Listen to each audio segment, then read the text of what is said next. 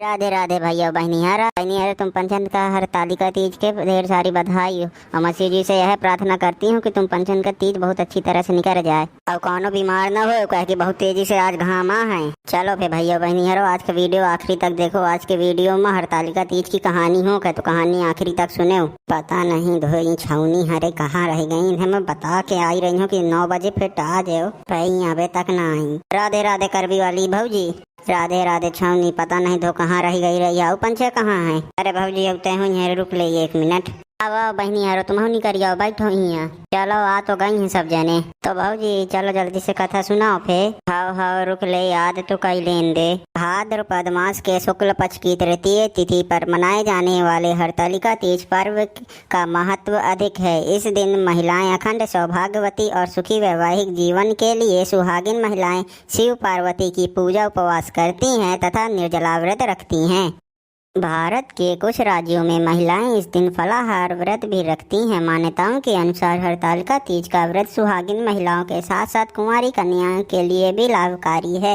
हिंदू पंचांग के मुताबिक इस वर्ष हरतालिका तीज का व्रत 9 सितंबर दिन गुरुवार के दिन रखा जाएगा, यानी कि आज के दिन। कहा जाता है कि हरतालिका तीज पर पुराणों में वर्णित कथाओं का श्रवण अवश्य करना चाहिए।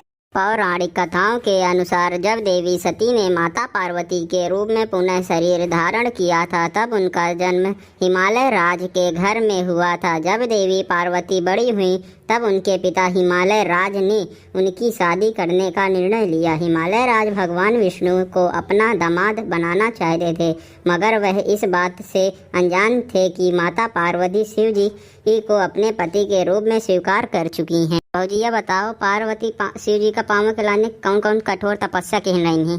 देवी सती की मृत्यु के बाद भगवान शिव तपस्या में लीन रहा करते थे और वैरागी बन गए थे। इसी दौरान देवी पार्वती और उनके पिता के बीच असमंजस ने जगह बना ली थी, जिसे दूर करने के लिए देवी पार्वती की सखियों ने एक बड़ा कदम उठाया। सखियों ने देवी पार्वती का हरण कर लिया और उन्हें गुफा में छुपा दिया। गुफा में रहकर देवी पार्वती भगवान शिव को पाने के लिए कठोर तपस्या किया करती थी। भौजी ये बताओ, जब वैराग तोड़ी नहीं तो वही के बाद भगवान शिव जी जब विवश भेरा तो वही के बारे में थोड़ा सा बता दो।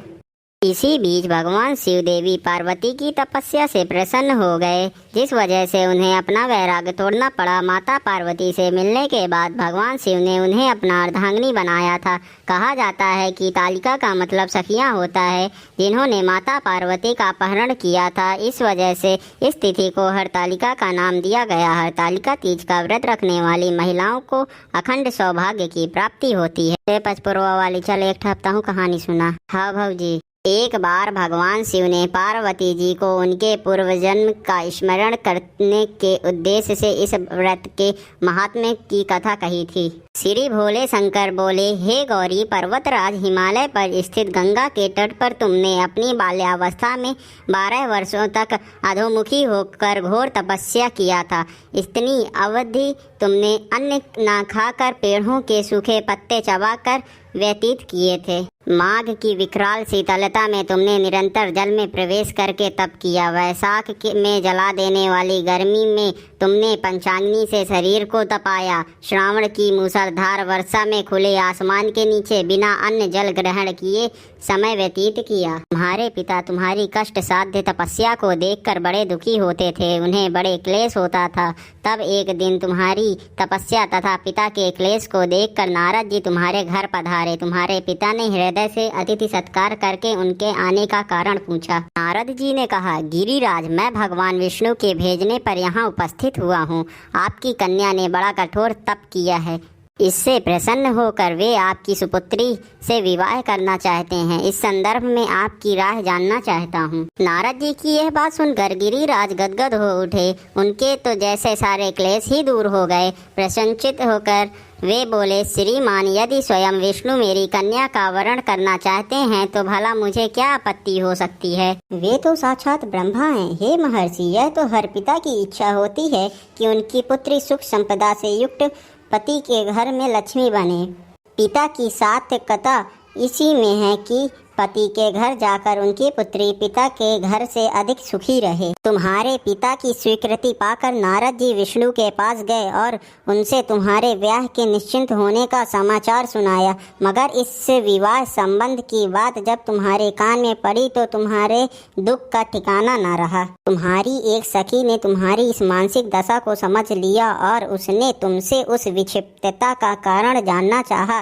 तब तुमने बताया, मैंने सच्चे हृदय से भगवान शिव शंकर का वर्ण किया है, किंतु मेरे पिता ने मेरा विवाह विष्णु जी से निश्चित कर दिया। मैं विचित्र धर्म संकट में हूँ, अब क्या करूँ? प्राण छोड़ देने के अतिरिक्त अब कोई भी उपाय शेष नहीं बचा। तुम्हारी सखी बड़ी ही समझदार और सूझबूझ वाली थी। उसने कहा, सखी, प्राण त्यागने का इसमें कारण ही क्या है? संकट के मौके पर धर्म से काम लेना चाहिए। नारी के जीवन का सार्थकता इसी में है कि पति रूप से जिसे हृदय से जिसे एक बार स्वीकार कर लिया, जीवन भर उसी से निर्वाह करे। सच्ची आस्था और एक निष्ठा से समक्ष तो ईश्वर को भी समर्पण करना पड़ता है। मैं तुम्हें घंघोर जंगल में ले चलती हूँ, जो साधना स्थली भी हो और जहाँ तुम्हारे पिता तुम्हें खोज भी ना पाएं। वहाँ तुम साधना में लीन हो जाना। मुझे विश्वास है कि ईश्वर अवश्य ही तुम्हारी सहायता करेंगे। उन्होंने ऐसा ही किया। तुम्हारे पिता तुम्हें घर पर ना पाकर बड़े दुखी तथा चिंतित हुए। वे सोचने लगे कि तुम जाने कहाँ चली गई। मैं विष्णु जी से उसका विवाह करने का प्रण कर चुका हूँ। यदि भगवान विष्णु बारात लेकर आ गए और कन्या घर पर ना हुई तो बड़ा अपमान होगा। मैं तो कहीं मुंह दिखाने के योग्य भी नहीं रहूँगा। यही सब सोचकर गिरिराज ने जोर शोर से तुम्हारी खोज शुरू करवा दी। इधर तुम्हारी खोज होती रही और उधर तुम अपनी सखी के साथ नदी के तट पर एक गुफा में मेरी आराधना में लीन थी। भाद्रपद शुक्ल तृतीय को हस्त नक्षत्र था। उस दिन तुमने रेत के शिवलिंग का निर्माण करके व्रत किया। रात भर मेरी स्तुति के गीत गाकर जागी तुम्हारी इसी कष्ट साध्य तपस्या के प्रभाव से मेरा आसन डोलने लगा। मेरी समाधि टूट गई। मैं तुरंत तुम्हारे समक्ष जा पहुंचा और तुम्हारी तपस्या से प्रसन्न होकर तुमसे वर मांगने के लिए कहा। तब अपनी तपस्या के फल स्वरूप मुझे अपने समक्ष पाकर तुमने कहा, मैं हृदय से आपको पति के रूप में वर कर चुकी हूँ। यदि आप सचमुच मेरी तपस्या से प्रसन्न होकर आप यहाँ पधारे हैं तो मुझे अपनी अर्धांगिनी के रूप में स्वीकार कर लीजिए। तब मैं तथास्तु कहकर कैलाश पर्वत पर लौट आया। प्रातः होते ही तुमने पूजा के समस्त सामग्री को नदी में प्रवाहित करके अपनी सहेली सहित व्रत का पारण किया।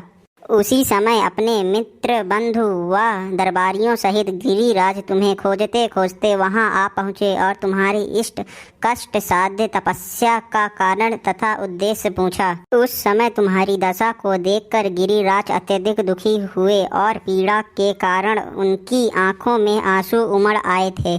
तुमने उनके आंसू पोंछते हुए विनम्र स्वर से कहा, पिताजी, मैंने अपने जीवन का अधिकांश समय कठोर तपस्या में बिताया। मेरी इस तपस्या का उद्देश्य केवल यही था कि मैं महादेव को पति के रूप में पाना चाहती थी।